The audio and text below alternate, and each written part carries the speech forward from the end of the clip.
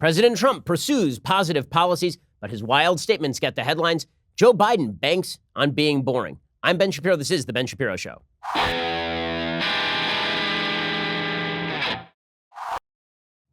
We have a lot to get to today. The news cycle seems to be getting more fragmentary and more wild, so that means lots of fun for us. So we will jump in just one moment. First, these days, workplaces offer some pretty nice perks to their employees. Like, for example, the folks who work at our company, they get to work like 18-hour days. They get to go home for 4 hours, come back in the morning, and do this show. Also, they get some life insurance, but maybe the life insurance at your workplace isn't up to snuff, or maybe it's pretty good, but you need more life insurance. Well, this is where Policy Genius comes in. Policy Genius is the easy way to shop for life insurance online. In 10 minutes, you can compare quotes from top insurers and find the right amount of coverage at the best possible price. If you've got workplace life insurance, the Policy Genius team can review that policy and let you know what additional coverage you might need.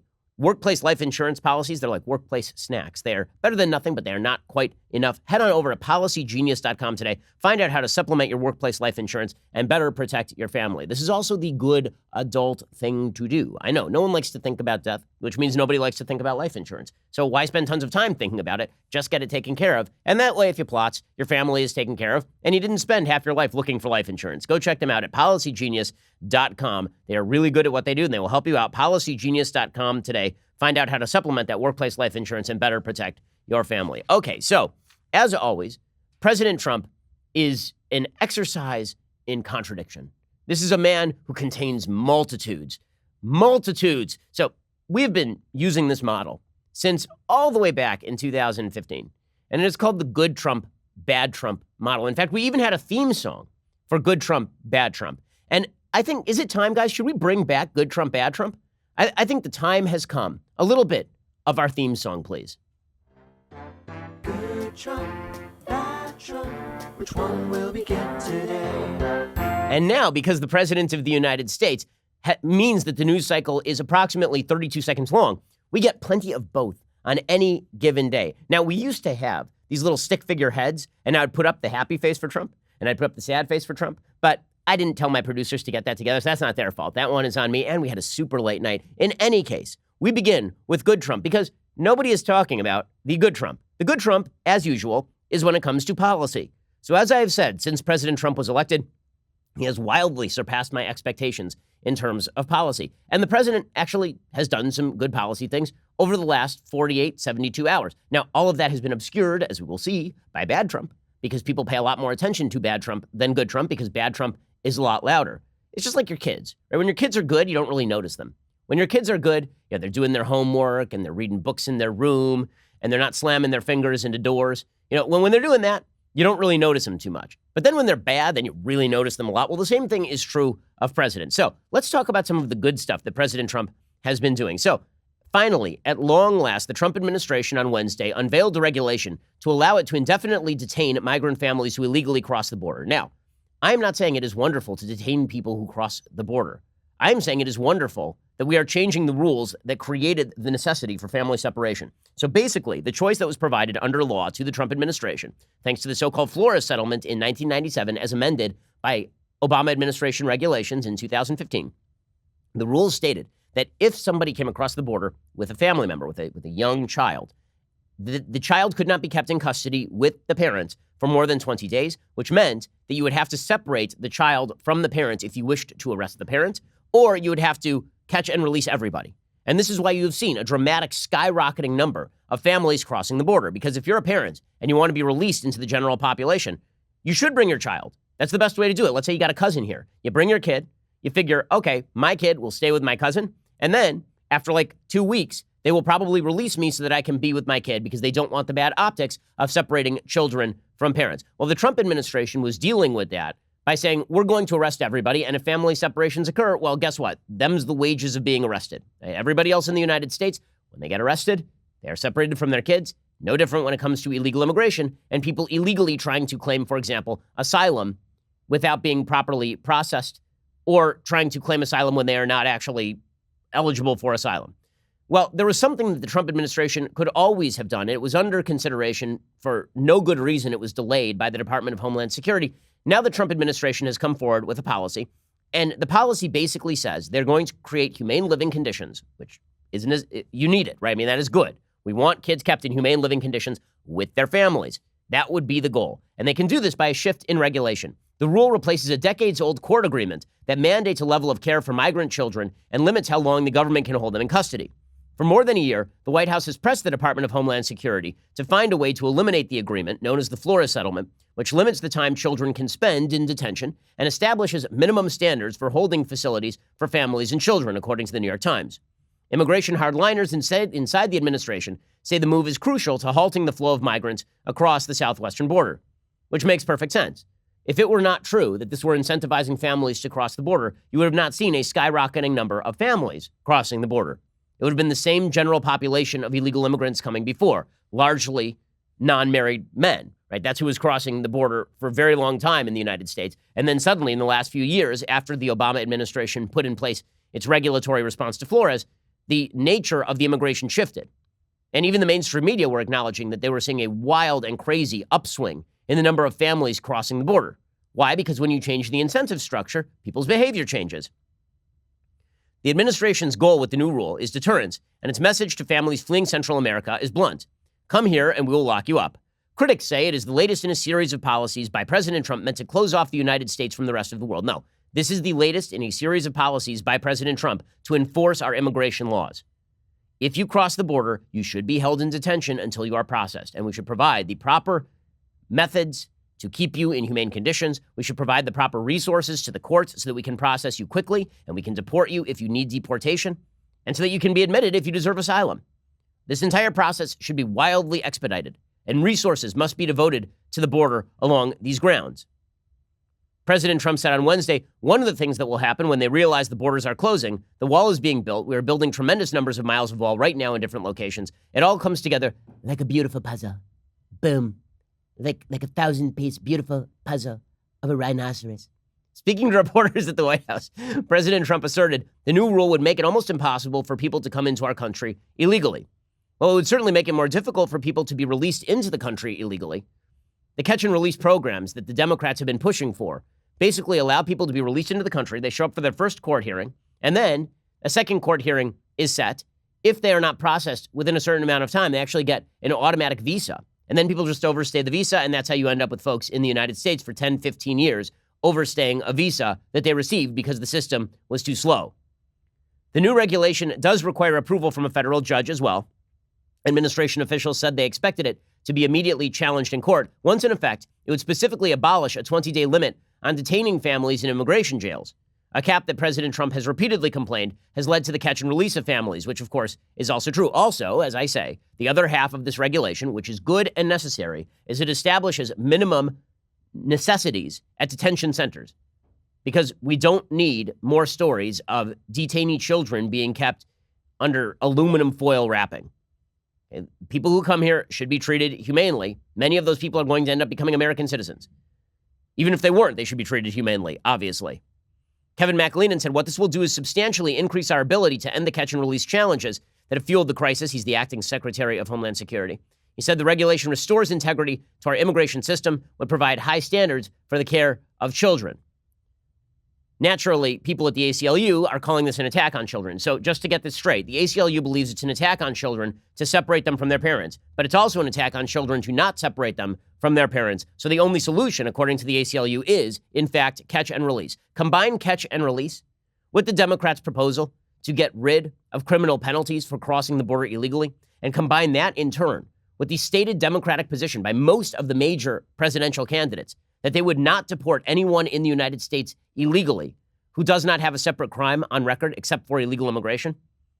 And suddenly you're talking a full-on open borders regime. I mean, that is what the ACLU and so many folks on the left are talking about. When they say we're not pro-open borders, then they're going to have to explain how they can simultaneously hold that catch and release should be the generalized policy, that there should be no criminality attached to illegally crossing the border, and that nobody should be deported except if they commit a crime that is not illegally crossing the border. That is an open borders policy. There's no other way to put it. That's not just me saying it. Former Homeland Security Secretary under Barack Obama, Jay Johnson, said the same thing. So this is a good piece of policy from the Trump administration. And it's not getting a lot of coverage, specifically because it does cut against a lot of the media's narrative when it comes to illegal immigration. And the New York Times obviously is covering it, but you haven't seen it too much on CNN or MSNBC. Why? Because these regulations do include provisions about treating everybody humanely. So we'll have to see how the regulations are drawn. But if they do what they are supposed to do here, this is a good piece of policy by the Trump administration. Another good piece of policy by the Trump administration. So the Trump administration has now promulgated regulations surrounding Title X funding. And those regulations surrounding Title X funding say that if we give you money for a family planning program, that it can't be used for abortion. And that means that you have to have a separate facility where you are not providing abortions, and we will fund those. We're not going to provide the facilities where the abortions are happening. And we are not going to allow you to use the money fungibly.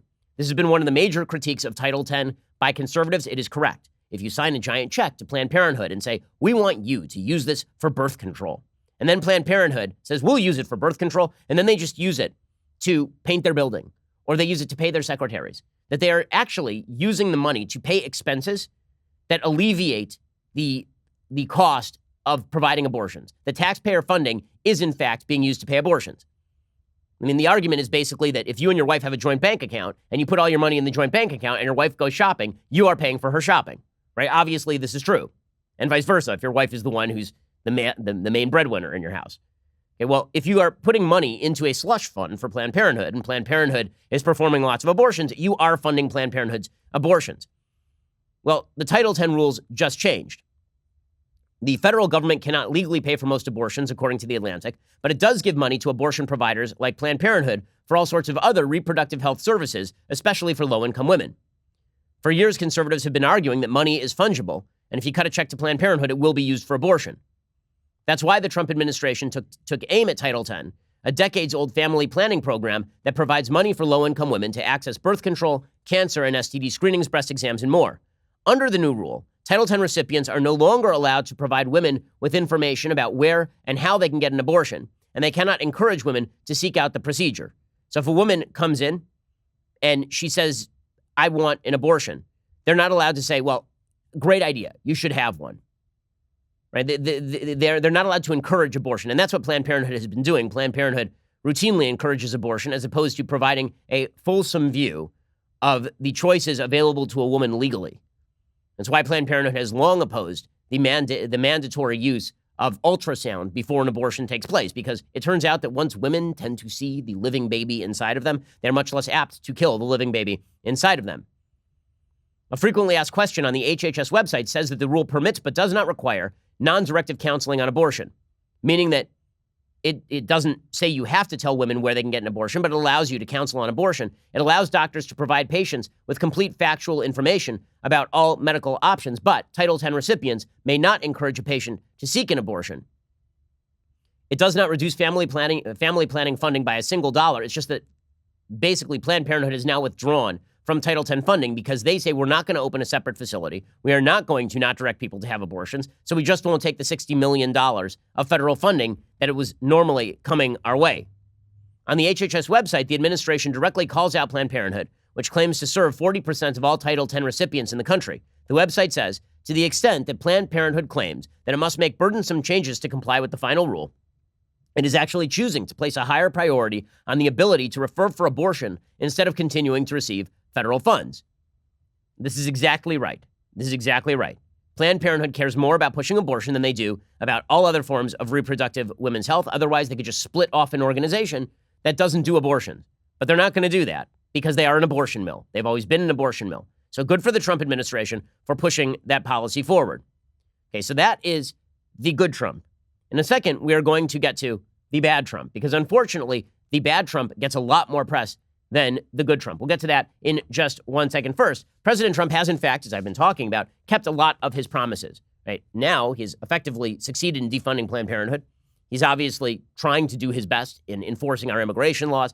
He has passed a massive tax cut. He's moved the embassy to Jerusalem. The president's done a lot of really good things on policy. He's running his reelection campaign, at least in part, on this record. I wish he were running his whole reelection campaign on that record. But he's still chasing after one of his goals, which is to bring down the cost of prescription drug prices. A lot of folks on the left, the press, yes, even some big governments are making that kind of hard for President Trump to actually bring down those prices. The result is that, amazingly, some people in the Trump administration, in the name of claiming victory, want to adopt some of the left's socialistic top-down price control plans, which is not a good idea. Help FreedomWorks stop Senate Democrats from capping your care. Go to don'tcapmycare.com and sign the petition. A lot of people have been talking price controls on drugs through Medicare. There's a problem with this. Price controls generally lead to less innovation and less investment. That's exactly the stuff that you need, the R&D that is going to develop all of the new treatments and methods of care that are necessary in medicine. America is responsible for over half of the world's medical innovation. It's imperative that that continue. Head on over to don'tcapmycare.com right now. Help FreedomWorks stop the Senate from capping your care. Sign that petition right now. Again, that's don'tcapmycare.com right now. And help FreedomWorks stop the Senate from capping your care. Don'tcapmycare.com. Okay, so now, unfortunately, it is time to get to bad Trump. So there are a bunch of minor stories. I don't know why President Trump feels the necessity to speak out on every issue. As I have said repeatedly for years at this point, I've proposed a couple of strategies for President Trump to win re-election. Strategy number one is that the White House creates an alternative Twitter app, and they load it on the president's phone. And the president tweets into the Twitter app, and it just spits back automated messages. MAGA, you're the best. We love you. Hashtag MAGA. And then GIF of Trump on a tank, right? Oh, and then Trump just sits there, and he's super happy all the time. He goes about his business. We get all the good policies that we're talking about. And nobody ever hears about the stuff that he's tweeting into the Twitter machines. That's solution number one. Solution number two is that we stock the upstairs of the White House with maybe a bunch of reruns of Shark Week, maybe a porn star or two. And then he just hangs out there for a couple of years. And he doesn't talk very much in public. And then he's president forever, basically. But the president, because when he is frustrated, he tends to lash out. And he is frustrated at the media. And that, by the way, his frustration with the media is justified. I'm not saying that he shouldn't be frustrated with the media. He certainly should be frustrated with the media. They're garbage at their jobs. We'll get to that in a minute. But Trump does not help himself when he creates a feeling of chaos in a time when there should not be great feelings of chaos. We do not have a chaotic foreign policy situation on the horizon right now. We do not have a chaotic domestic economic situation right now. And yet there is this palpable feeling of chaos, and it is forwarded by President Trump feeling the necessity every 5 minutes to sound off on whatever random thing he sees on the news that day. Listen, I love talk radio. I'm on talk radio, right? I enjoy talk radio. But we don't need President Donnie from Queens, you're on line one. We need President Trump to feel like a steady presence in American life, somebody who is steady and solidifying. Do you feel that? I think a lot of women in the suburbs don't feel that. I think the polling is showing that. Well, yesterday, President Trump decided it was time to sound off on a variety of random topics. He decided that he was going to attack Ford Motor Company. Why? What was the point of this? Well, apparently he's angry at Ford Motor Company because Ford Motor has backed a deal with California for stricter fuel economy standards. Now, I don't blame Ford for that. The state of California is creating its own state efficiency standards with regard to cars that can drive in California and are licensed to drive in California. And this means that Ford is figuring, okay, well, it is cheaper for us to produce those cars, because California is a huge market, cheaper for us to produce a lot more fuel-efficient cars that can pass all of the standards than to produce less fuel-efficient cars and then have to create special fuel-efficient cars just for California. Well, Trump got really mad at this, and he started tweeting out about it. I don't know why. No idea why. Like, is there a point to this? Trump tweeted out, Henry Ford would be very disappointed if he saw his modern-day descendants wanting to build a much more expensive car that is far less safe and doesn't work as well because execs don't want to fight California regulators. Car companies should know that when this administration's alternative is no longer available, California will squeeze them to a point of business ruin. Only reason California is now talking to them is because the feds are giving a far better alternative, which is much better for consumers.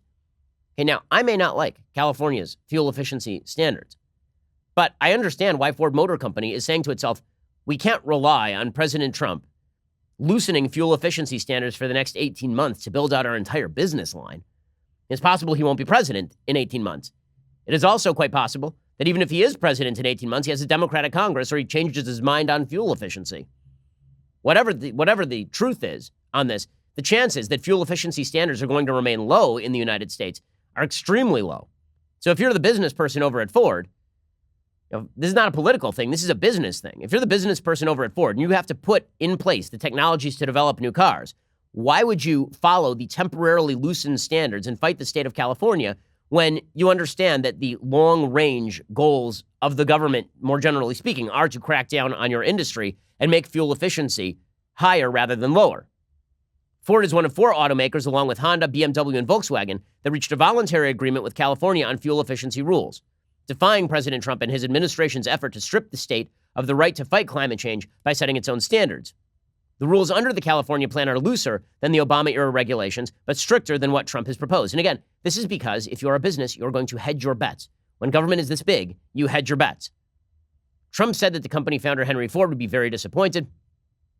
Ford said in a statement, it is focused on acting to protect the environment while also protecting the affordability of vehicles. Obviously, there are a lot of new consumers who actually are sort of concerned about carbon emissions, and they're looking for fuel efficiency as well. It turns out it is cheaper many times to get a fuel-efficient car over the course of time. They said this agreement with California provides regulatory stability while reducing carbon emissions more than complying with 2 different standards. Right? That is what I am saying, right? That the business case is, why would we have a standard for California and a standard for the rest of the country and design our factories to comply with both standards as opposed to having one uniform standard? There's no evidence that existing fuel economy rules would degrade vehicle performance, as President Trump suggests. It is true that the cars will be lighter. I mean, that is sort of how this works. If you want a more fuel-efficient vehicle, the car can't be quite as heavy.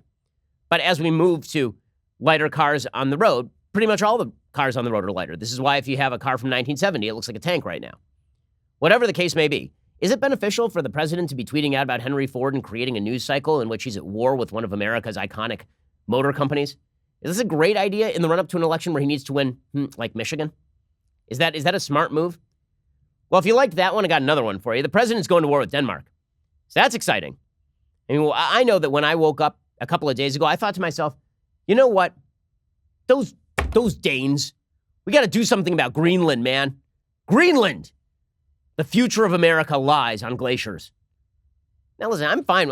I'm all for buying Greenland. You want to buy, and frankly, I don't think it's a big deal that President Trump wanted to buy Greenland. The fact is that the United States bought the U.S. Virgin Islands from Denmark.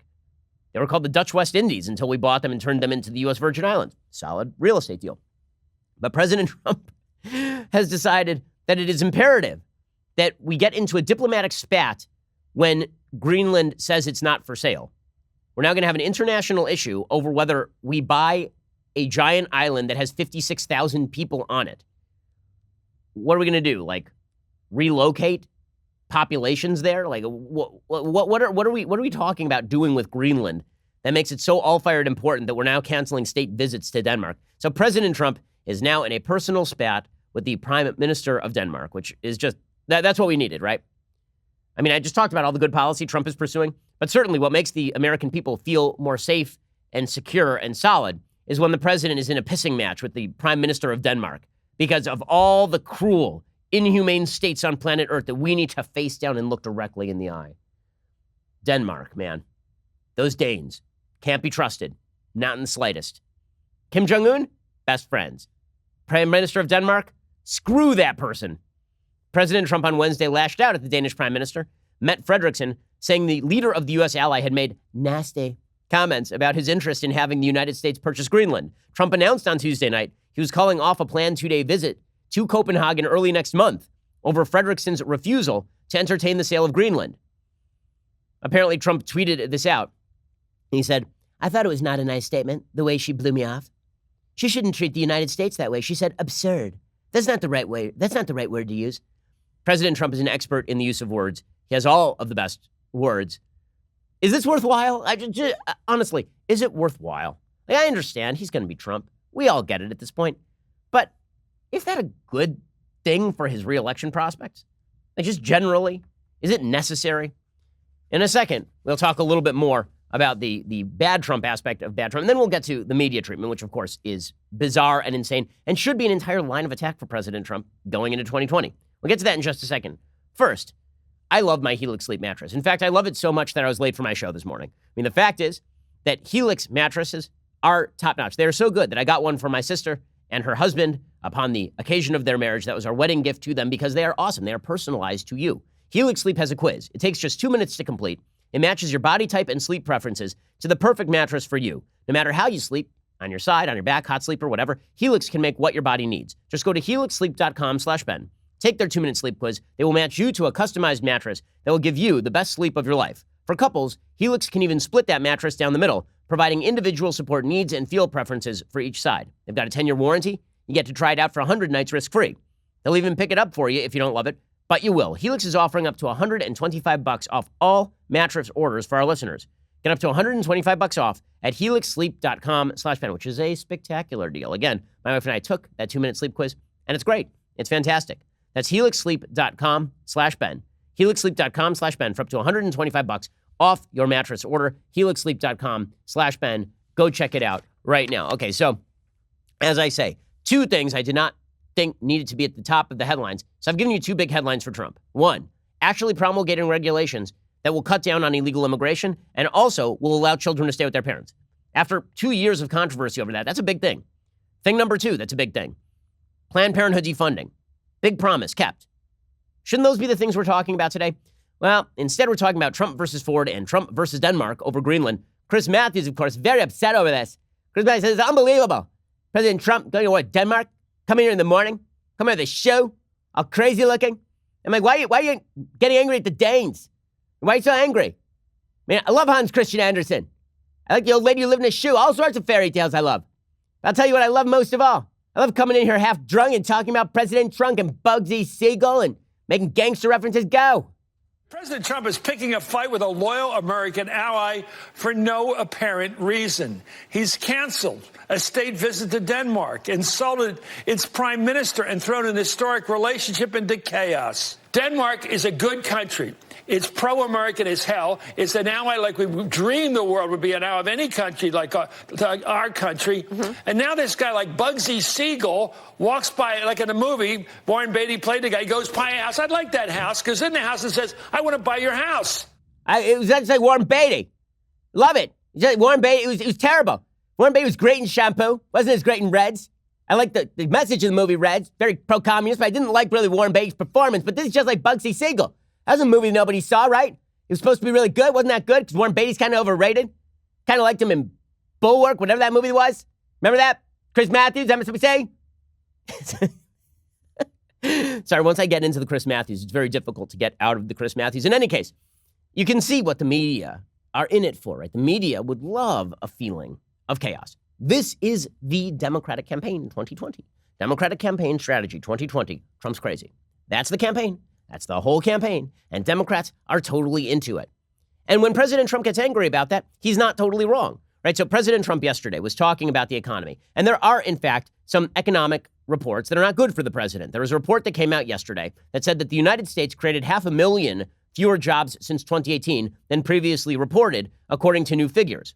So we dramatically overestimated the number of jobs that were created as of 2018 and early 2019. The newly revised figures, according to MarketWatch, indicate the economy didn't get a huge boost last year from the Trump tax cuts and higher federal spending. They also signaled that the economy is a bit weaker than previously believed and could give the Federal Reserve even greater reason to cut interest rates in September. I mean, really what it indicates, considering that wages have been going up, is that we may have maxed out the employment market just generally. We didn't create all that many new jobs because innovation remains kind of low. But the jobs that are there are a lot of people who, the employers are looking for people to fill those jobs. With that said, the revised numbers downward are really not good for Trump. It's the biggest revision downward since 2009. The annual benchmark revision is much larger, about 3 times larger than is typically the case. So President Trump is facing that headwind. It is also true that Trump is struggling to figure out exactly how to combat the possibility of an economic slowdown. He says there will be no more payroll tax cuts. So that had been floated by the White House, then unfloated by the White House, then floated by the White House again, apparently. He said the nation already had a strong economy. Trump's been sending mixed signals on all of this. Also, the deficit continues to soar. President Trump has fought all of this by blaming the Federal Reserve. And so President Trump says, the Federal Reserve is to blame. We need to lower the interest rates. Again, this is not a message of solidity. You want a message that everything's fine, right? That is because everything is basically fine, right? But instead, President Trump is out there saying everything is fine. Also, the Federal Reserve should act like this is a crisis and cut the interest rates by 100 basis points, which is basically an emergency-sized Fed rate cut. Here's President Trump yesterday. Jay Powell and the Federal Reserve have totally missed the call. I was right, and just about everybody admits that. He raised interest rates too fast, too furious, and we have a normalized rate, if you call it that, and now we have to go the other direction. We'll see if he does it. If he does it, You'll see a rocket ship. You'll see a boom. If he does it, we have a very strong economy. The Federal Reserve has let us down. They missed the call. They raised them too fast. They raised it too high, and they did quantitative tightening. They shouldn't have done the tightening, and they shouldn't have raised them to the extent. We could have had some raises, but nothing like they did. Too fast, too furious. I went and I saw Hobbs and Shaw over the weekend. It was unbelievable. Those people, The Rock, unbelievable. Yeah, but Trump is not wrong that Democrats are talking down the economy. Right? He's not wrong that the media and Democrats are looking for a dual narrative. One, the economy is not all that strong. Two, that Trump is a wild man. Right? Those are the dual narratives that Democrats are pushing. Trump said Democrats are talking down the economy. He is correct. The fake news, of which many of you are members, is trying to convince the public to have a recession. Let's have a recession. The United States is doing phenomenally well. But one thing I have to do is economically take on China, because China has been ripping us off for many years. President Clinton, President Bush, and President Obama and others should have done this long before me. Okay, so Trump is not wrong that they're talking down the economy. By the way, the media are treating it like a great revelation when a president suggests that his political opposition is talking down the economy. Barack Obama said the same thing in 2012. He said that Republicans were talking down the economy when we were in the middle of this very, very weak recovery. We'll get to that in just 1 second. First, let's talk about why it is not worthwhile to visit the post office. The post office has lots of great services. They do a lot of wonderful things for you. But one thing about the post office that kind of sucks is that you have to go there, right? You have to go there. You have to wait in line. It takes more time. Last time I went to the post office, I got a giant ticket because Los Angeles is governed like the garbage city that it's turned into.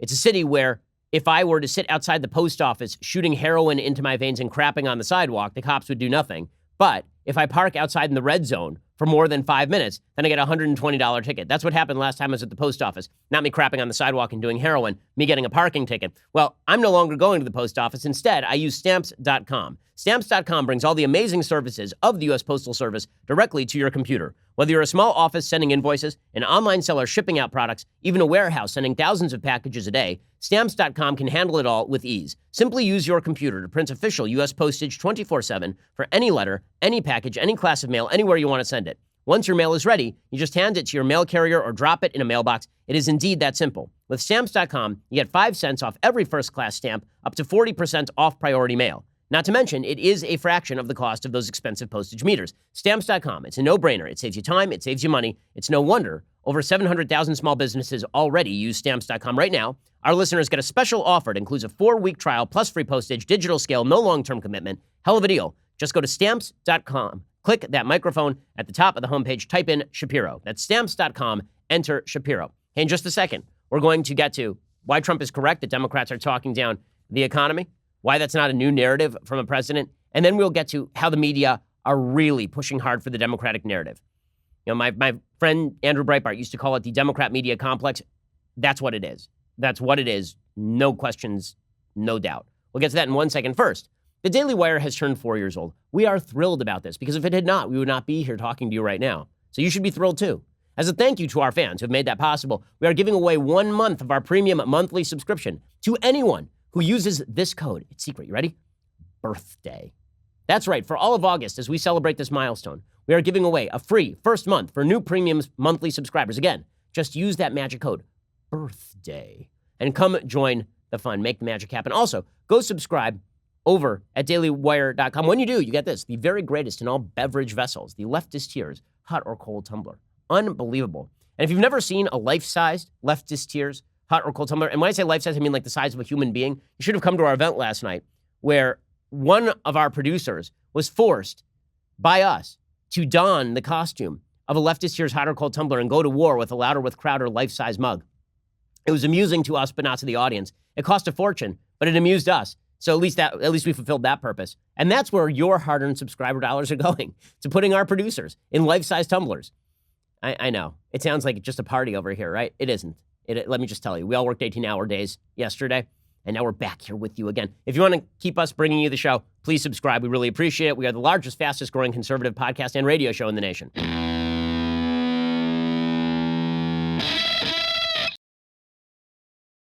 Okay, so when President Trump says that Democrats are talking down the economy, he is eminently correct. Obviously, this is true. You know who else says he's right?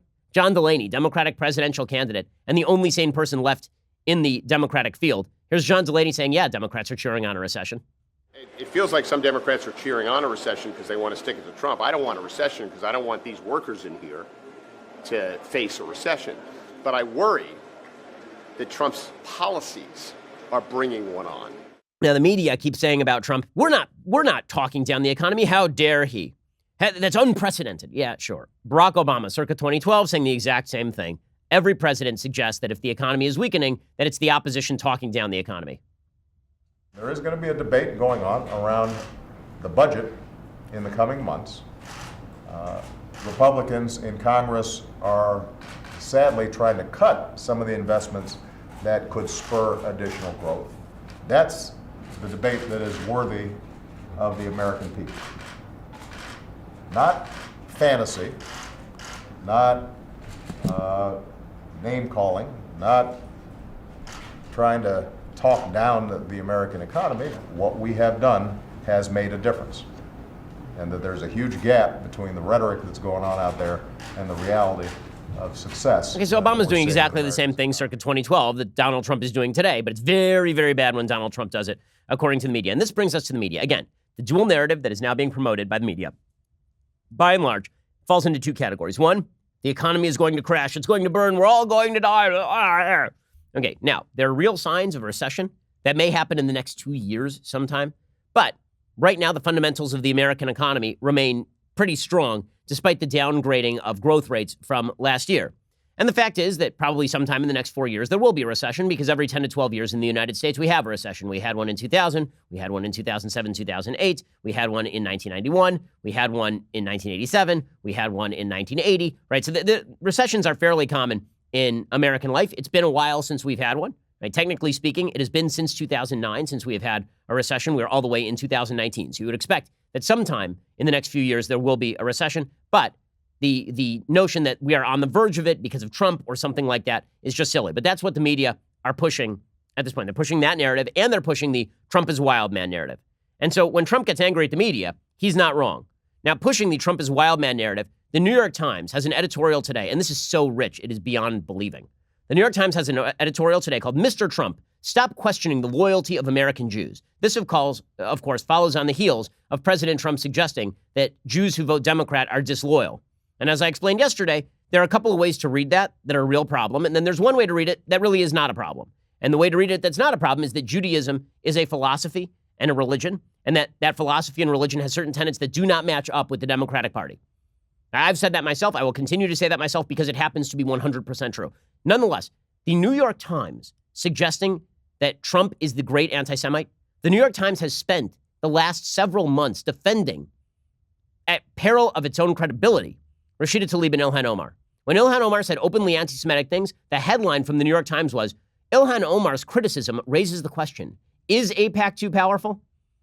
So just to get this straight, they're accusing Trump of engaging in dual loyalty smears in order to harm Jews because he's a brutal, vicious anti-Semite who happens to be the most pro-Israel president in American history. And also, Rashida Tlaib and Ilhan Omar are wonderful. This is gaslighting of the highest order. If you want to boil down the last 48 hours of Trump controversy, it goes on the Jewish thing. It goes something like this. Ilhan Omar and Rashida Tlaib are openly anti-Semitic. The media go, oh, those awful Jews in Israel being so mean to Rashida Tlaib and Ilhan Omar. Trump going, I can't believe that Jews would vote for the party that supports Rashida Tlaib and Ilhan Omar. And the media going, look at that, anti-Semitism. Right? That's the narrative over the last. So spare me, New York Times, spare me. And by the way, spare me all of your talk about purity when it comes to your own publication. Breitbart has a big report today about a New York Times political editor with a years-long history of anti-Semitic and racist comments on his Twitter page. His name is Tom Wright-Piersanti. He's been a senior staff editor at the New York Times for more than 5 years, according to his LinkedIn page, and his Twitter page oversees the newspaper's political coverage. There are a bunch of tweets that he has sent out over the years. In 2010, he sent one out that said, I was going to say crappy Jew year, but one of my resolutions is to be less anti-Semitic. So happy Jew year, you Jews. Sounds like a delight. He also, in 2009, tweeted out a picture of a Chabad vehicle that has a menorah on top of it. And he said, who called the Jew police?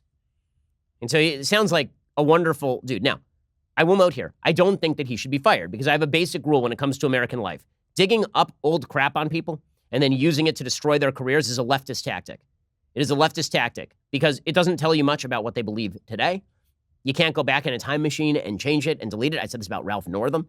I've said this about Sarah Jeong. I've said it on the right side of the aisle about a bevy of figures. I don't think that it's a good tactic. However, the New York Times standard is not my standard. Their standard is that anybody should be able to be destroyed based on older material.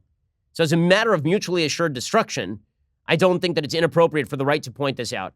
I would also say that the New York Times, I'm going to take it with a large grain of salt when they start sounding off about anti-Semitism. Anderson Cooper was doing the same thing last night, again, pushing the narrative that everything's crazy inside the administration and Trump's an anti-Semite and it's all too wild. Here was Anderson Cooper blowing up at President Trump and Ivanka Trump in a way he never would have blown up at Rashida Tlaib and Ilhan Omar, and in fact did not. Nevertheless, the theme of disloyal American Jews from this president continues. Ivanka Trump must be very proud of her dad tonight, and you could probably just watch for an Ivanka leak in the coming days about how she tried to talk her father, to change that kind of language. It's a classic Ivanka move. The president also today executed a move rarely seen in modern-day politics. He denied something that he confirmed yesterday, which was then denying what the White House had been denying that very same day. It's like a flip-flop-flip. It's a move rarely seen because it might make voters think the person doing it is either A, unstable, B, not a genius, or C, truly has no idea what they are saying at any given moment, or D, that all right of the there above. is the bottom line. Okay, the media are pushing this narrative. Now, I think that this narrative is largely unfair when it comes to policy, but Trump cannot play directly into the teeth of that narrative and hope to win a victory. I mean, the whole goal of politics is to make it very hard to vote for your opponent and very easy to vote for you. That is the art of politics. To make it very difficult to vote for Hillary Clinton, but make it very easy to vote for Donald Trump. You want to knock down all the obstacles to people voting for you. That doesn't mean being non-controversial. It means being controversial in very specific ways, picking out the flaws of your opponent, pointing those out, making it difficult for people to get over the hump to vote for that person. But Trump playing into the teeth of this is a mistake, and it's why Joe Biden continues to lead in the Democratic primaries. Joe Biden put out an ad in the last 48 hours, and it is, in fact, a very good ad from Joe Biden. This doesn't mean Joe Biden's a good candidate. He is not. He is old. He is doddering. He is unstable. He makes mistakes regularly. He's basically half alive at this point. He's cobbled together like some sort of bizarre cyborg. He's like the floating head from Futurama. I mean, he's a terrible, terrible candidate. But his entire pitch is, look at me, I'm boring. Right, Joe Biden is banking on you'd rather have somebody dead be president than President Trump. It's the Weekend at Bernie's campaign. Just wheel me around and staple that toupee to the top of my head, and I'm ready to go, man. So Joe Biden's new ad is exactly this. Remember the old days when it wasn't this crazy? It can be like that again with Joe Biden. Here is his ad, ironically entitled Bones, which is a bad name for an ad when you're 1,000 years old. Here's Biden's ad. We know in our bones this election is different. The stakes are higher, the threat more serious. We have to beat Donald Trump. And all the polls agree Joe Biden is the strongest Democrat to do the job. No one is more qualified. For 8 years, President Obama and Vice President Biden were an administration America could be proud of. Our allies could trust and our kids could look up to. Together, they worked to save the American economy. It goes on like this, right? This is a smart tactic from Joe Biden. He's stapling himself to Obama's pant leg. Now, most Republicans, most conservatives are looking at this and going, this is a pretty sepia-toned image of the Obama years. I'm not seeing a lot of pictures of Ferguson burning or Baltimore burning, not seeing a lot of pictures of what happened in Dallas with police officers, not seeing the slowest recovery in American history, not seeing us basically in open warfare with many of our key allies, including both Britain as well as Israel. Not seeing any of that. They're not seeing the Iran nuclear deal anywhere in these ads. But this is Biden's pitch. And the media are pushing that pitch by portraying Trump as unstable. And when bad Trump takes precedence over good Trump, that's a big problem. It's the reason why Biden is leading. It's also the reason why Cory Booker is going nowhere. So Cory Booker is now overtly trying to make the case that you shouldn't pick the candidate who's a safe bet. He is bound to fail. So here is Mr. Potato Head, Cory Booker. He brought out his angry eyes to talk about why you shouldn't make Joe Biden the nominee. We have never had someone leading in the polls this far out that went on to be the president of the United States. Carter, Bill Clinton, Barack Obama were all considered underdogs at this point. But you know what they could do? They could speak to the American spirit. They can excite and energize people. They can get crowds on their feet. We need a candidate that is not the safe bet. We need the candidate that can speak not just to the head, but to the heart and to the gut. The heart and the gut. Well, yeah, me, most mechanized politician In this race, you need me, Robot Corey. I'm a good friend, imaginary T-Bone. So, yeah, that's not going to work. That's not going to work. And you're starting to see some of the Democrats actually understand this. Right? Senator Bernie Sanders, even today, changed how his Medicare for All plan would work. He's now trying to appeal to union workers so that he can overcome Elizabeth Warren's challenge. He announced a key change to his Medicare for All insurance plan on Wednesday, a move meant to assuage fears on the part of organized labor, whose support is being heatedly sought by all of the candidates for the Democratic presidential nomination. Labor representatives had told Sanders his Medicare for All plan was killing their Cadillac plans, so naturally, Bernie is now going to exempt those plans. The change would effectively give organized labor more negotiating power than other consumers would have under his plan, so they get special treatment, by forcing employers to pay out any money they save to union members and other benefits. So in other words, if companies have a union and taxpayer dollars now cover Medicare for All, the money over and above that which they are paying in taxes that would have gone to the union members and Cadillac benefits now must be paid through other forms to the union members. So he's going to give special goodies to the union members. And Democrats are now starting to make compromises with their key principles in order to be seen as the safe choice. And what does this suggest? It suggests that President Trump needs to find a way to avoid being seen as the bat bleep loony guy out there in the race. Because the fact is that the Democrats are the ones who are promoting an agenda that is crazy. I mean, their agenda is crazy. They're promoting an abortion-on-demand, open borders agenda. They're promoting an agenda that would slash America's military to the bone again. They're proposing an agenda that would significantly hamper the growth of America's economy in the name of a non-negotiated climate deal that would not effectively lower the possibility of climate change over the course of the next century, because America is only responsible for about 15% of the world's global carbon emissions. Democrats' plans are not workable. They're not workable. And this is why I say, if Trump were smart, what he would do is just point at them. Like Donald Sutherland in Invasion of the Body Snatchers. He would just stand there and point at them. That's all. He cannot appear to be the volatile character in this race, because if it's a referendum on Trump's volatility, he's going to lose. If this is a referendum on Democratic policy, which is in and of itself unstable and volatile, then Trump has a serious shot at victory. Okay. Meanwhile, we do have to pay a fond farewell to Jay Inslee. Breaking news, Jay Inslee was running for president of the United States. Not anymore. He has dropped out of the 2020 presidential race. He's going to run for governor of Washington again. His immediate family were the first to know, and also the only people to know, because nobody knew that Jay Inslee was running in the first place. He just kept showing up and shouting about climate change over and over. Jay Inslee is one of America's key heroes. We bid him a fond farewell by playing his theme music. Do we have that? Ah, Jay Inslee. Goodbye, Jay Inslee, who never polled above 1%. But I love how the New York Times covers this. Governor Jay Inslee of Washington, who mounted a dogged presidential candidacy, raised the alarm about climate change, dropped out of the 2020 race Wednesday after struggling to earn a place in the next Democratic primary debate. Only the New York Times would describe a campaign that failed to garner 1% approval rating dogged. Like, I don't remember them calling Marco Rubio's campaign dogged. Do you? Mr. Inslee plans to compete for a different office instead.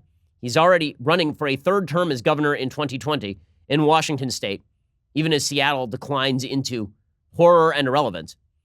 While his presidential campaign had advanced the dialogue on climate change, Mr. Inslee said, he had concluded that the electoral obstacles before him were insurmountable. Inslee said in an interview Wednesday night on MSNBC, "I'm not going to be the president, so I'm withdrawing tonight from the race," to the great consternation of no one. He said he's not going to endorse any other Democrat. Yeah, I'm sure that the Democrats are just clamoring for the Jay Inslee endorsement. Basically, he wants to be Secretary of the Interior. The announcement came only hours after Inslee released the sixth and final part of a climate plan that ballooned to about 200 pages. Can't imagine why he didn't pick up support. "I'm going to help all the other candidates raise their level of ambition on this," Inslee said, adding, "We need all of them to raise their game." Inslee was 68 years old. Is there like a Democrat running who's not Beto O'Rourke, who's under the age of 93? When will the baby boomers just stop running? I feel like that would be a good idea. Like, Jay Inslee was the young buck in this race. He was the young guy in this race.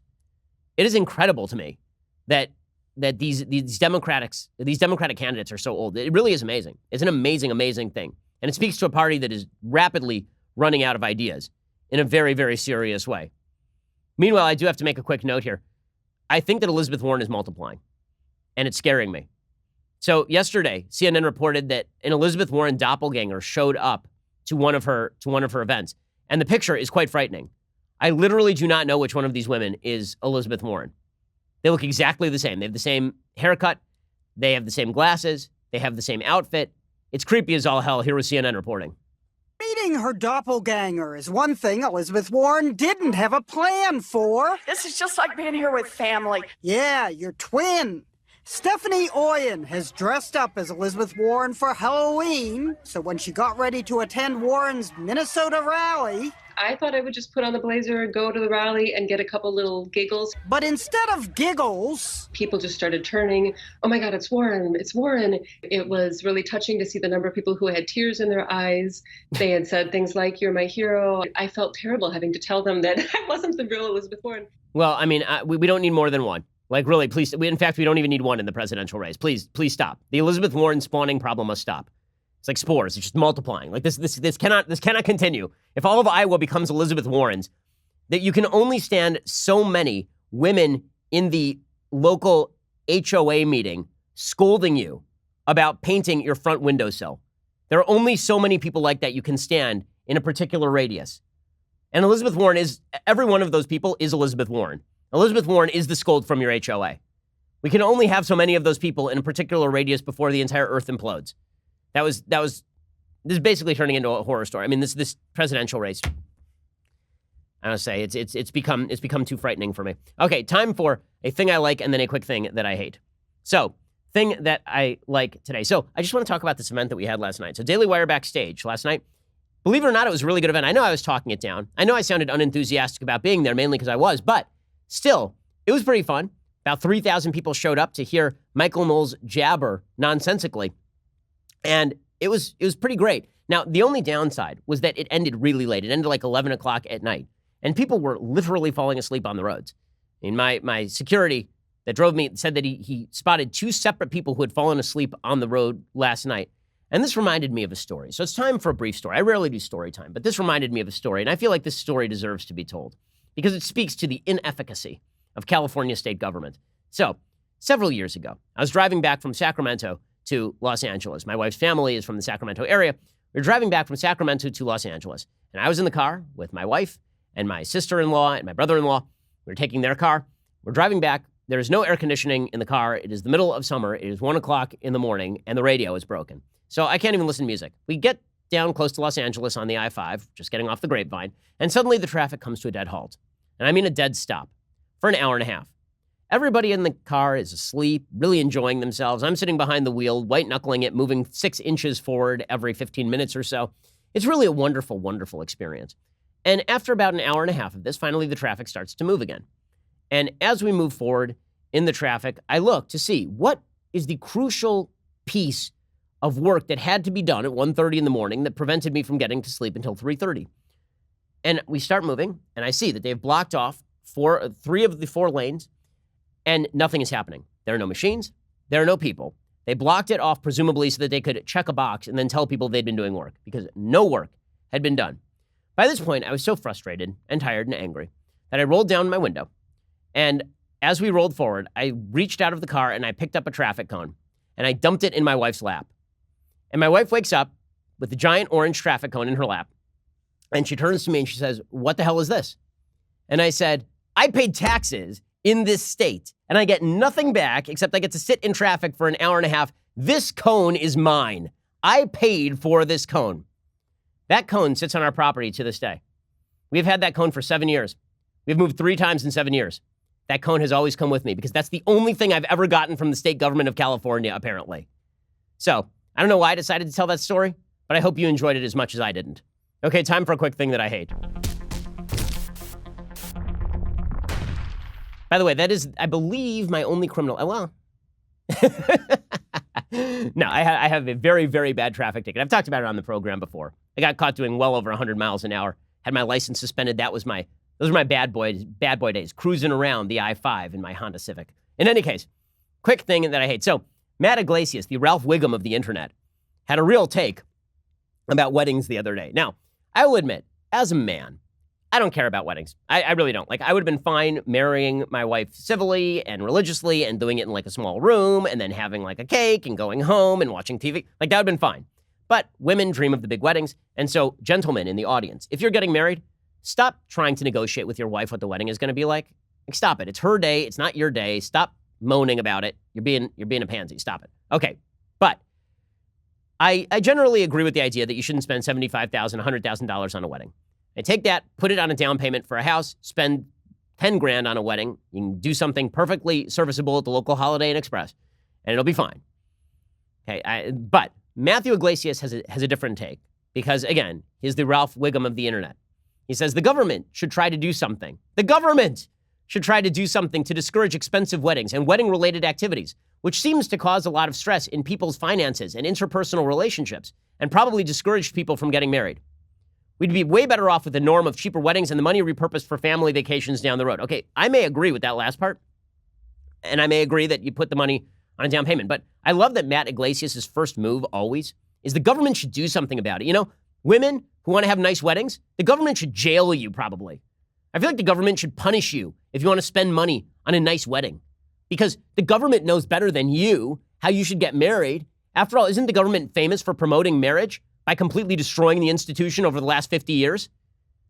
Man, this is the problem with so many folks on the left. They see something and they get angry at it, and they're like, you know what would be an awesome thing if we had a giant group of people paid for with tax dollars who could point a gun at somebody and make them do what I want.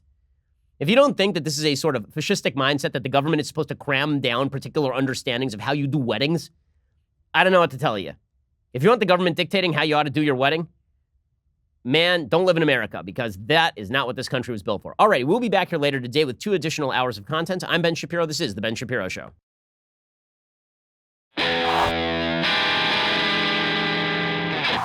The Ben Shapiro Show is produced by Robert Sterling, directed by Mike Joyner, executive producer Jeremy Boring, senior producer Jonathan Hay. Our supervising producer is Mathis Glover, and our technical producer is Austin Stevens, edited by Adam Sayevitz. Audio is mixed by Mike Coromina. Hair and makeup is by Jesua Olvera. Production assistant Nick Sheehan. The Ben Shapiro Show is a Daily Wire production. Copyright Daily Wire 2019. If you want to delve the depths of leftist madness, head on over to The Michael Knowles Show, where we examine what's really going on beneath the surface of our politics and bask in the simple joys of being right.